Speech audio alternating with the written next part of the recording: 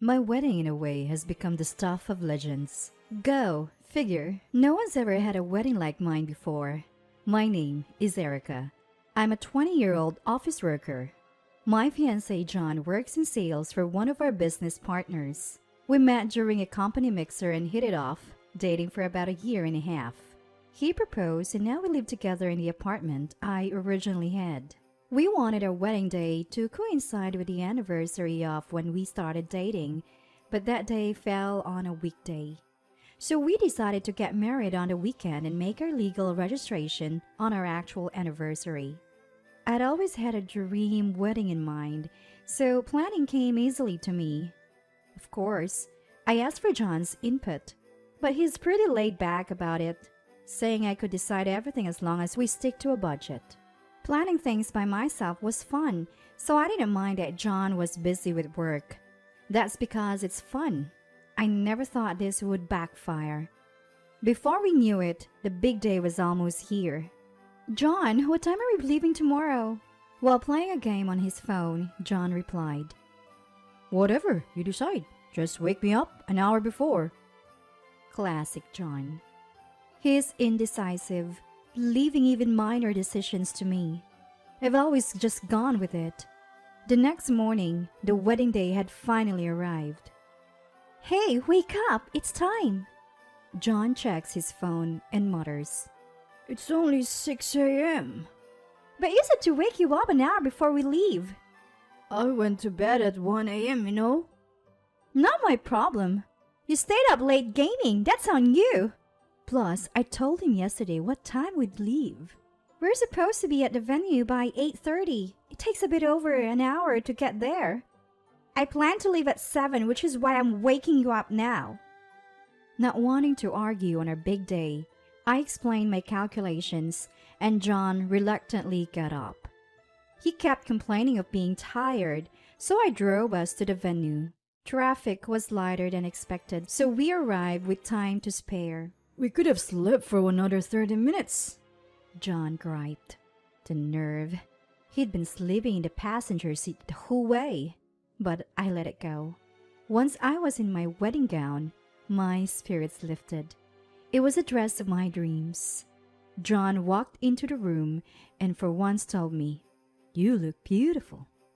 The compliment made the morning's issues vanished, but then, at the reception, something unbelievable happened. The ceremony went smoothly, and we transitioned to the reception hall. John seemed relaxed now, even cheerful.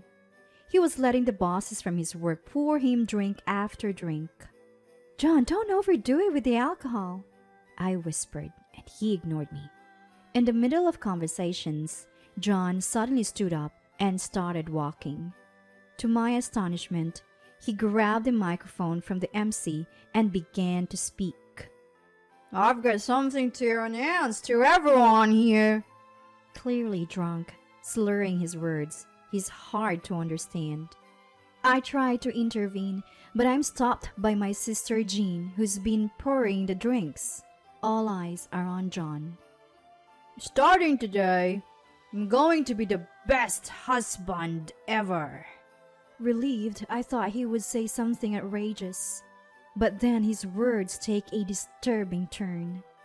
"I'm gonna start by training my wife." John points at me. "Starting tomorrow, you're moving into my parents' home. Don't think you can leech off me just because we are married. We are still gonna both work." The room, once silent, begins to stir. My sister Jean, who's filming this, is beside me. "What? What's this about leaving his family? Is this a thing?" I shake my head in confusion. His family does live in the same state, but it's a considerable distance. Commuting would be a nightmare. We had talked about looking for a new place nearby after the wedding, so why is he saying this now? As I contemplate this, John's rant continues. "A housewife is a leech. I'm the breadwinner here, so you better do your part. Contribute to the household finances. I'll save what I earn. What is this guy talking about? His rumblings are so far-fetched. I can't keep up. He's gesturing wildly, clearly pleased with himself. The MC, who has lost control of the microphone, frantically asks staff to bring another, but John ignores it and continues. Of course, all the housework is your job. Within a year, give birth, and then it's straight back to work. I want 2 kids, so make sure they're twins so you won't have to take another leave. What? You can just decide to have twins? What's gotten into this guy? Melvin, John's father, breaks through the crowd to restrain him. John shrugs him off and keeps on going. Erica, from today, you're my wife. You should feel grateful. Something inside me clicks. I catch my father's eye as he moves closer, visibly angry. When I gestured to him, my father sighed and said something. Should we leave? That's what he said. Yes. I stand up and yell. The wedding reception is cancelled. It's just a social gathering now. The room falls silent once again. I apologize to my guests and leave. My guests follow suit, exiting the venue one after another. Finally, a flustered John realizes the gravity of the situation. As I finish changing in the dressing room, a pale-faced John comes rushing in. Erica, what about the reception?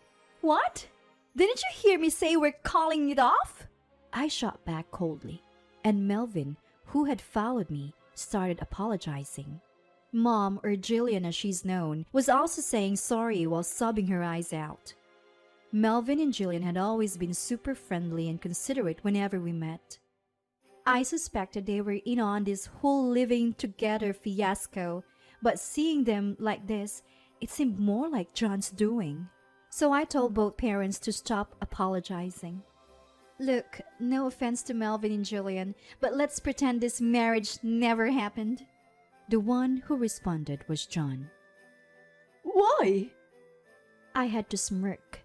He thought I'd marry him after he said something like that. Why? You're asking me why? Isn't it more bizarre that you've even considered cohabiting after saying such a thing? Thankfully, we haven't filed the marriage papers yet. Dodge a bullet there. No need for a divorce record. Later, we agreed to discuss things further, and I went back to my parents' house. A week later, John and my in-laws came over. John seemed less arrogant than before. As soon as he entered the room, he offered a deep apology. I am really sorry. But neither my parents nor I had any intention of forgiving him. John still seemed to think we were getting married, which was questionable at best. Today isn't about deciding whether we're going ahead with the marriage. I said this, and John looked puzzled. If he doesn't get it, I have to spell it out for him. There's no way I'm marrying you. John's face turned pale, and he started to panic. Why? What changed?